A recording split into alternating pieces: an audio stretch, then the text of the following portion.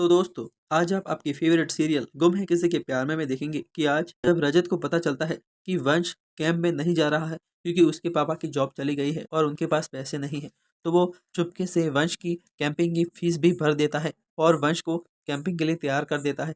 तभी यहाँ ईशा शांतनु बैठे होते हैं और उनके साथ सई और वंश खेल रहे होते हैं। फिर ईशा कह रही होती है कि कैंप से आने के बाद तुम सबसे पहले मेरे घर आना और मुझसे सारी बात बताना। तभी यहाँ मिलिंद और हरिणीताई आती है और वो सोचते हैं कि हमने तो वंश की फीस नहीं भरी तो वो कैंप कैसे जा सकता है, और वो बोलने ही वाले होते हैं तभी शांतनु उन्हें रोक देता है और बच्चों को फिर दूसरे रूम में भेजकर शांतनु कहता है कि तू टेंशन मत ले। तुम तो यहाँ मिलिंद कहता है कि काका मैंने तो वंश की स्कूल की फीस नहीं भरी है तो वंश कैंप में कैसे जा सकता है।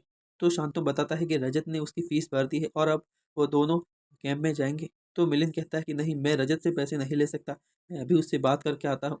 तो शांतनु और ईशा उसे रोकते हैं और कहते हैं कि रजत ने ये बहुत मन से किया है, तो अब उसे वापस सुनाने मत जा और ये मान जा। फिर यहाँ सभी गाड़ी को ठीक करवा कर घर आ जाती है। तभी वो देखती है कि स्क्रैच का नामो निशान नहीं दिख रहा होता है और वो जो अब्बास ने उन्हें नंबर दिया था उस पर कॉल करती है बट कोई कॉल रिसीव नहीं करता।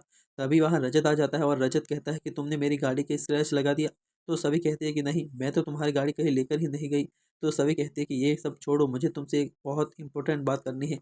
तो सभी वो नंबर के बारे में बताती है। तो रजत कहता है कि वो नंबर मुझे दो, मैं उसके बारे में पता करवाता हूँ। और रजत वो नंबर पुलिस को दे देता है और उसकी पूरी इन्फॉर्मेशन निकालने को कहता है।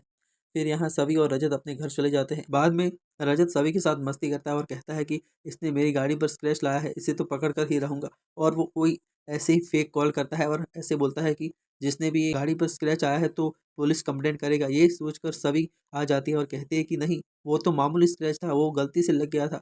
तो यहाँ रजत को पता चलता है कि सभी उसकी गाड़ी लेकर गई थी और उसके स्क्रैच लग गया था और सभी भी मान लेती है। फिर यहाँ सभी पूछती है कि रजत, तुमने उस नंबर का कुछ किया या नहीं। तो रजत कहता है कि हाँ, मैंने वो पुलिस को दे दिया है, कल सुबह तक वो इन्फॉर्मेशन निकाल लेंगे। फिर यहाँ सुबह सुबह वो दोनों तैयार होकर नीचे आते हैं। तभी यहाँ लकी बहुत थका हुआ महसूस कर रहा था। श्री कहती है कि तुझसे अच्छी तो सभी सही है जो सुबह सुबह तैयार होकर कैंप के लिए भी चली गई और तू यहाँ पूरी नींद में बैठा है। तो लकी कहता है कि भाई ने इतना सारा काम दे दिया, मुझसे हुआ ही नहीं। तो यहाँ रजत आ जाता है और कहता है कि तूने पूरी ज़िंदगी ऐश किया है, अब काम करने में ज़ोर आ रहा है, अभी मेहनत कर ले, बाद में मुझे थैंक यू बोलेगा। तभी यहाँ दरवाज़ा कोई खटखटाता है तो सभी गेट खोलती है तो पुलिस आती है।